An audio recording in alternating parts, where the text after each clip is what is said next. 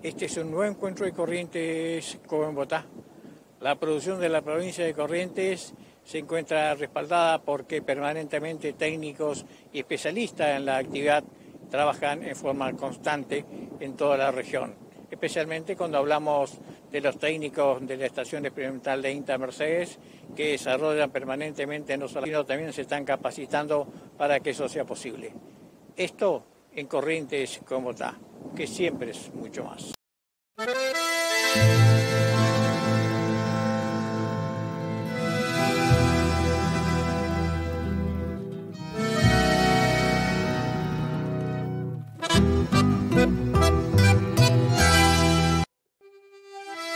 Néstor Sarmiento, técnico de INTA naturalmente. ¿Cómo le va? ¿Cómo estamos? Bueno, muchas gracias por la visita y sí, estamos en una época del año bastante especial para lo que tiene que ver, ¿no es cierto?, a la tristeza bovina en nuestra región y en todo el NEA.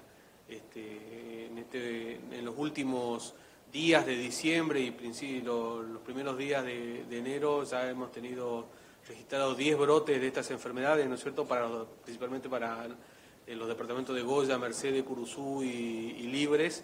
Entonces eso nos preocupa demasiado porque todavía no entramos en la época de máxima expresión de estas enfermedades, que es el otoño, ¿no? Entonces estamos siguiendo lo que está pasando y bueno, justo ahora esta mañana nos llegó un caso de babesiosis, que es uno de los componentes de este complejo tristeza bovina, ¿no? ¿Cómo nace esta investigación y cómo se llega a ese caso? Bueno, el INTA y este laboratorio de sanidad animal tiene ya desde hace más de 45 años un contacto fluido y directo con los productores y los veterinarios de la región. Entonces ellos nos envían las muestras o nos avisan cuando ven animales con síntomas de tristeza. Y bueno, en este caso nos enviaron una muestra de sangre y esa muestra de sangre se colorea y se mira al microscopio. Y ahí podemos ver, ¿no es cierto?, los glóbulos rojos de la sangre y ver si están los parásitos o no. Esta enfermedad se llama tristeza porque estos parásitos se van a la sangre, a los glóbulos rojos de la sangre, y se replican ahí, van destruyendo todos los glóbulos rojos, entonces el animal muere de una intensa anemia, ¿no? Entonces, si pueden ver acá, este es un preparado de sangre, estos son los glóbulos rojos de la sangre, y acá en azul son los parásitos de la babesia. Ellos se introducen en el glóbulo rojo, se replican y lo destruyen y van a buscar otros glóbulos rojos más y ahí se van reproduciéndose.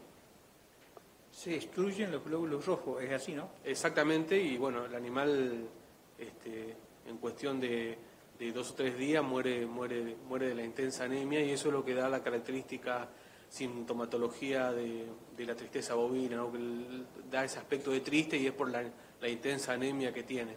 En algunos casos, en otros casos estos parásitos van a la sangre, a los capilares del cerebro y provocan toda una sintomatología de un animal nervioso, un animal que convulsiona, agresivo, contrariamente al decaimiento que es la forma más frecuente de encontrar esta enfermedad. Cuando un animal de esto, más allá de que pueda pasar esta etapa, digamos, de enfermedad, algunos la pasan, ¿no? ¿Cuál es el comportamiento posterior? La mayoría de los animales, si uno los trata a tiempo, se salvan. Al no recibir tratamiento se van a morir. Yo siempre tratamos de decirlo y recalcarlo cada vez que nos visitamos, cuando tenemos la oportunidad de dar charlas, que es la principal causa de mortalidad bovina en nuestra región. Entonces es fundamental el tratamiento lo antes posible y un diagnóstico rápido de ante qué estamos, si es babesiosis o si es anaplasmosis, porque son dos enfermedades diferentes, con transmisores diferentes. Una la transmite la garrapata, otra la transmiten los tábanos y las agujas, y por ahí las drogas de elección también son diferentes en un caso o en otro.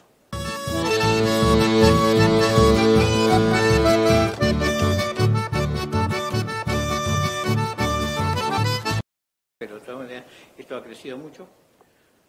Año a año tenemos cada vez más casos de estas enfermedades, y ante la nueva realidad o situación de la provincia en lo que hace a la garrapata, esperamos que puede llegar a aumentar esto, que ya viene en aumento, no es que estos casos ya vienen año tras año en aumento, El año pasado tuvimos más de 30 brotes. Yo te dije que ahora en menos de un mes tuvimos 10 ya. Entonces, hay que tener cuidado, hay que estar atento, hay que cuidar al máximo el tema de la garrapata, no dejar que los campos se ensucien rápidamente. Estamos en una época que hay que tratar los animales y bueno, como te decía, el otoño es la época propicia para la garrapata y para estas enfermedades. Entonces hay que empezar a cuidarse, para el otoño, ¿no? Esto, reiterame por favor, ¿dónde fueron focalizados todos estos casos? Estos casos están en todo el centro sur, pero principalmente en esta última vez tuvimos en Mercedes, Libres y Goya principalmente los mayores brotes, ¿no? El comportamiento del productor, no solamente porque aparece esto, sino normalmente, ¿cuál es el comportamiento? Bueno, la mayoría de los productores conocen esta enfermedad, ya saben, porque ya la sufrieron o porque la sufrió el vecino, entonces generalmente está atento a la primer mortandad se le muere un animal y automáticamente ya tratan de enviarnos muestras o se contactan con los veterinarios que los asesoran y nos envían las muestras, o por suerte tenemos varios laboratorios en la región que hacen este tipo de análisis, entonces eso facilita mucho que se pueda llegar al diagnóstico, ¿no? Un brote de estas enfermedades realmente es bastante grave para el productor por el quebranto económico que produce. Un brote descontrolado puede llegar a matar hasta el 30% del potrero donde se produjo el brote. Entonces los productores están atentos y bueno, y los veterinarios que trabajan en la región saben perfectamente cómo manejar y parar estas enfermedades, ¿no? Un ejemplo general, un potrero con vacas pariendo, ¿esto qué complicación puede traer? Bueno, generalmente las hembras preñadas son uno de la categoría más susceptible que tenemos en el rodeo. La susceptibilidad de estas enfermedades aumenta con la edad, digamos. Generalmente siempre decimos a los terneros no les pasa nada, es muy raro que un ternero se enferme de tristeza, pero a medida que el animal se va haciendo más adulto es más susceptible, y las hembras preñadas es la categoría más sensible. Y bueno, generalmente si tienen un brote de estas enfermedades se producen los abortos, que se pueden producir en el primer tercio, en el segundo o en el último tercio, como en este caso. Van a abortar y eso hace que estas enfermedades también deben tenerse en cuenta cuando uno hace o evalúa el indicador de merma, porque son también causales de aborto en nuestra región.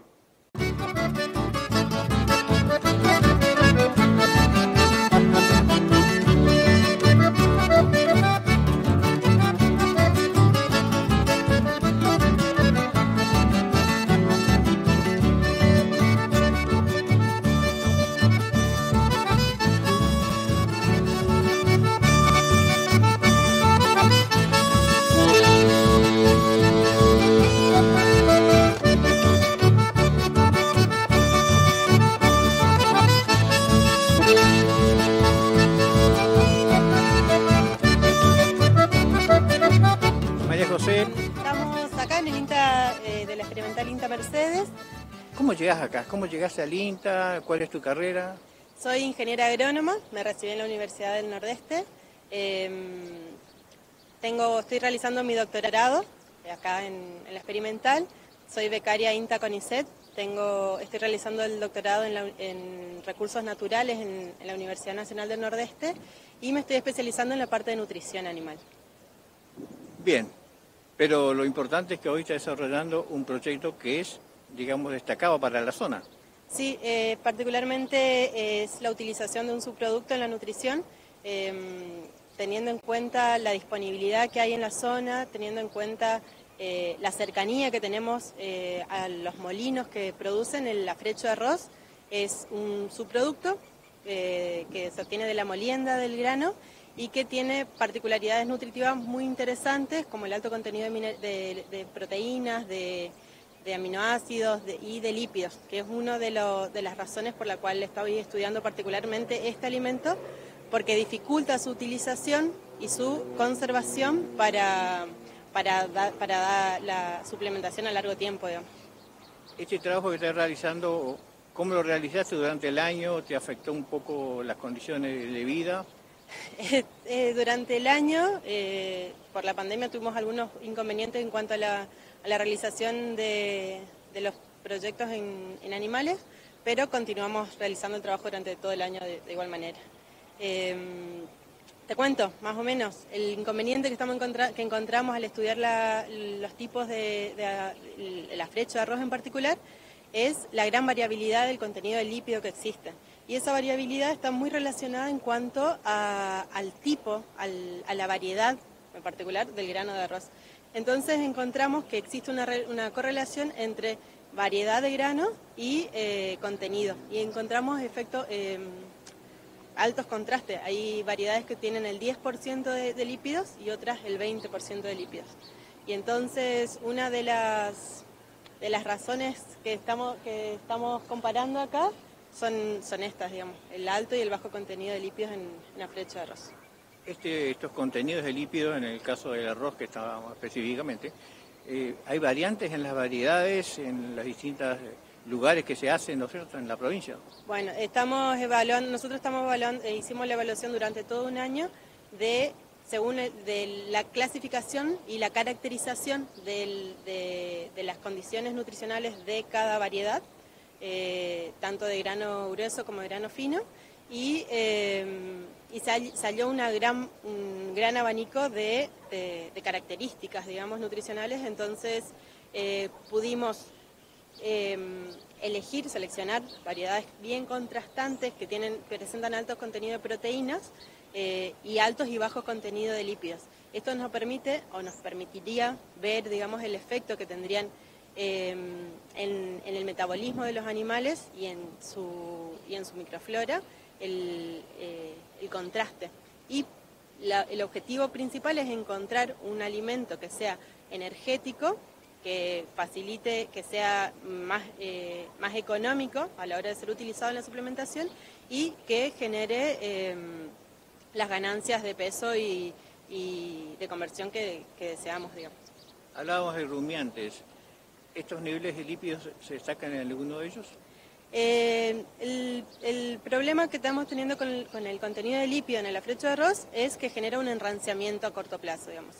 Que es una de las limitantes que presenta a la hora de comprar y conservar y utilizarlo en la nutrición. Se estuvo analizando durante todo este año cómo varía el deterioro de la calidad y en función del enranciamiento.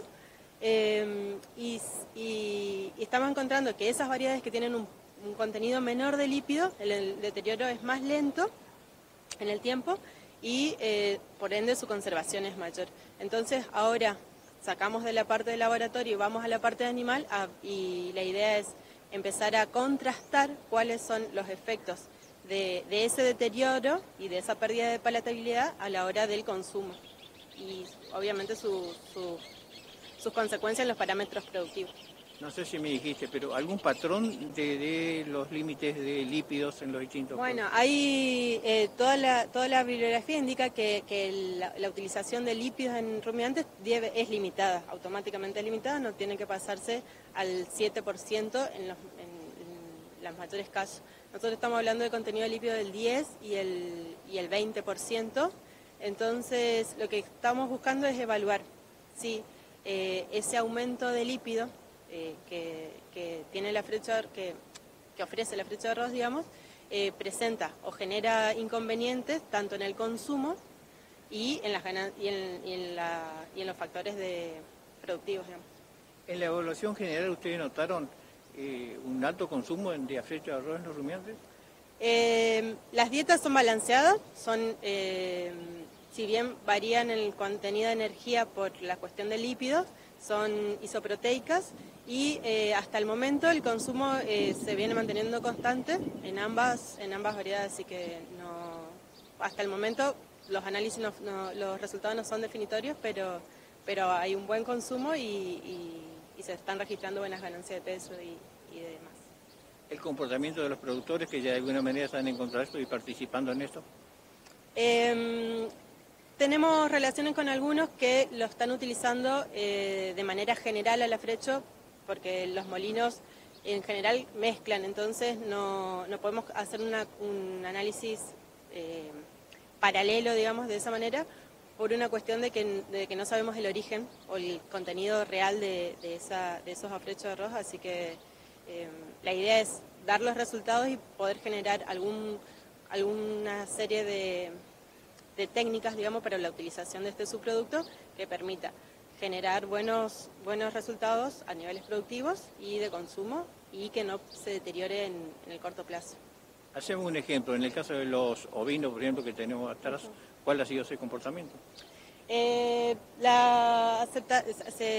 Estos animales fueron traídos hace 60 días, tuvieron 15 días de adaptación y se adaptaron rápidamente. El consumo es casi completo, digamos, de la ración que se le ofrece.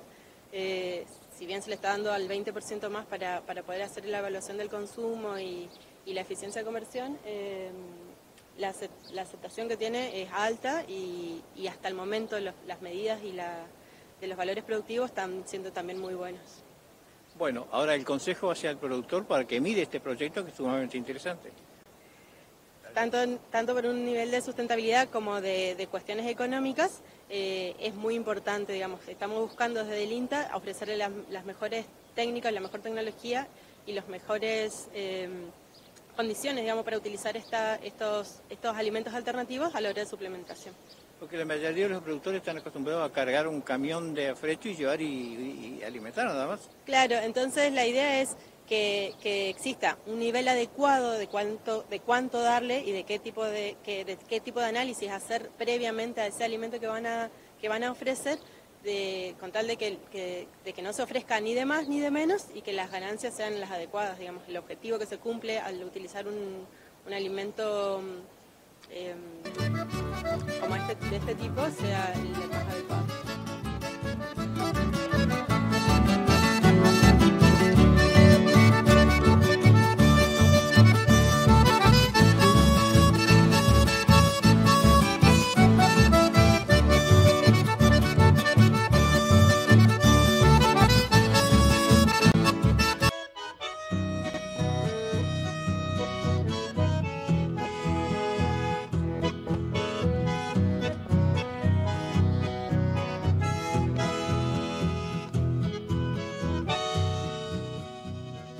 Emilio Maidana, también INTA Mercedes. Emilio, buen día. Yo le dije a todos que madrugaban, pero la verdad el que madrugó fui yo, ¿eh? Ah, sí. ¿Qué tal? ¿Cómo estás?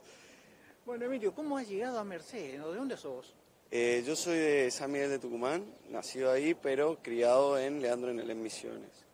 Yo en el 2016 concursé para una beca cofinanciada entre INTA y CONICET, donde participaba también la Facultad de Agronomía acá de la UNE. ¿Es que llegaste a Corrientes a estudiar? Llegué a Corrientes a estudiar tanto carrera de grado como ahora de posgrado. Bueno, ¿estás siguiendo el doctorado? Estoy haciendo el doctorado, sí, en la Facultad ahora de Buenos Aires, sobre cambios en la región del Malezal, acá de la provincia de Corrientes. La idea es un poco desarrollar un modelo que explique cómo a ciertas actividades antrópicas van modificando la estructura y el funcionamiento del pastizal. Y a partir de ahí tratar de inferir cambios en los servicios ecosistémicos que brinda esta subregión, ¿no? El Malezal en todos lados.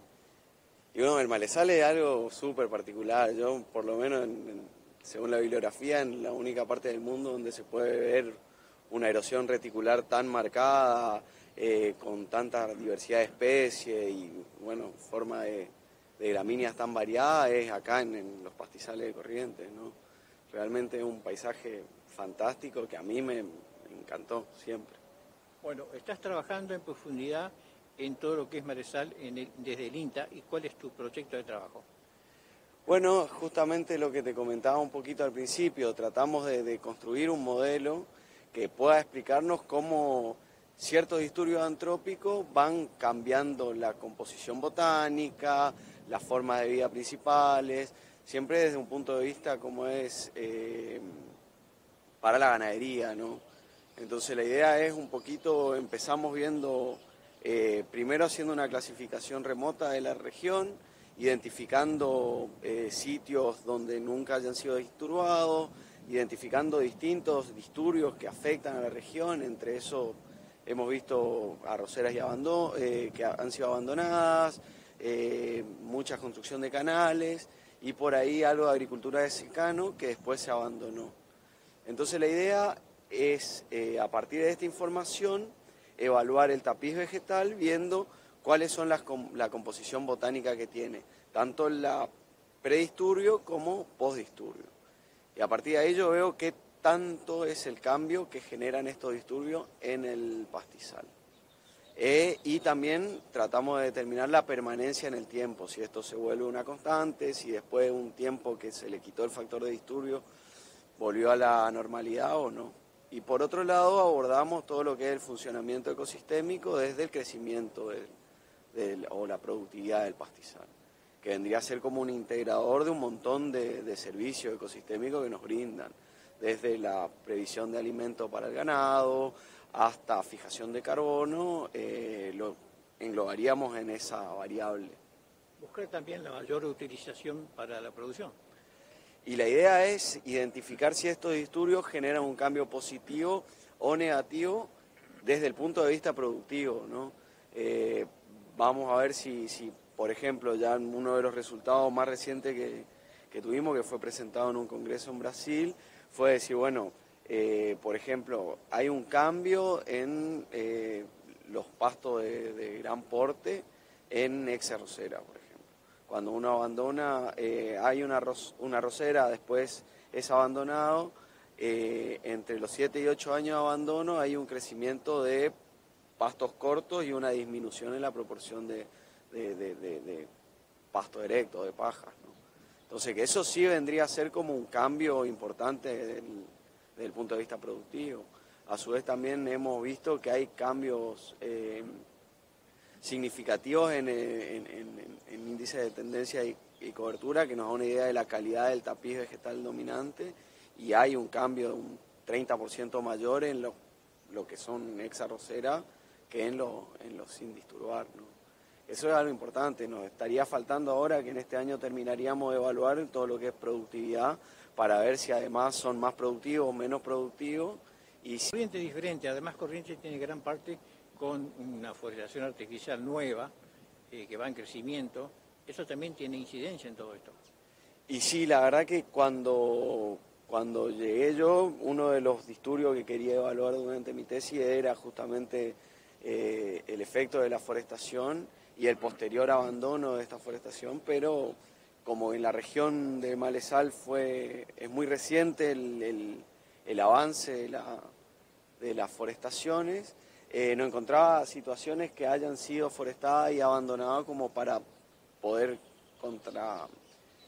contrarrestar contra los prístinos, ¿no? Pero sí sería interesante poder en un futuro avanzar con esas dudas, ¿no? Que creo que es una de las provincias más forestadas del país, si no es la más forestada en estos últimos tiempos, así que sí es una superficie que antes era dominada por más que nada pastizales, que ahora ya no están más disponibles para la ganadería, y lo que más preocupa sería es que el stock ganadero es el mismo desde hace mucho tiempo. Como de la región de Manizales es muy productiva, si bien son condiciones muy complejas, donde realmente el animal está bajo un estrés grande todo el año, sigue siendo muy productivo y hay productores muy eficientes también en la zona. Ingeniero, él lo interrumpo. ¿Algunas especies hay en especiales que destacar en estos malezales de Corrientes? Seguramente usted ya está mirando algunas especies en particular, ¿no? Sí, hay muchas. Nosotros estamos encontrando entre 50 y 60 especies por sitio que se han sido muestreados. Tiene una riqueza de especies de más o menos entre 11 y 17 especies por metro cuadrado, así que te imaginarás que especies hay muchas.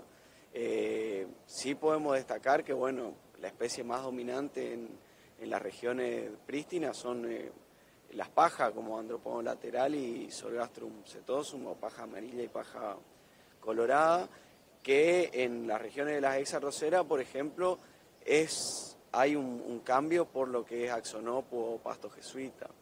Después también es muy conocido la cantidad de ciperácea y juncasia que se pueden encontrar en la región más que nada de Canalículo y donde hay más contenido de agua, que hemos encontrado entre 25 y 30 especies distintas de ciperácea y juncasia. Y después hemos encontrado muchas teráceas, muchas compuestas o malezas, que si bien en composición o en contribución como es en cobertura son escasas, sí hay mucha riqueza, mucha compuesta. Así que por suerte son muy diversos y muy ricos los malezales.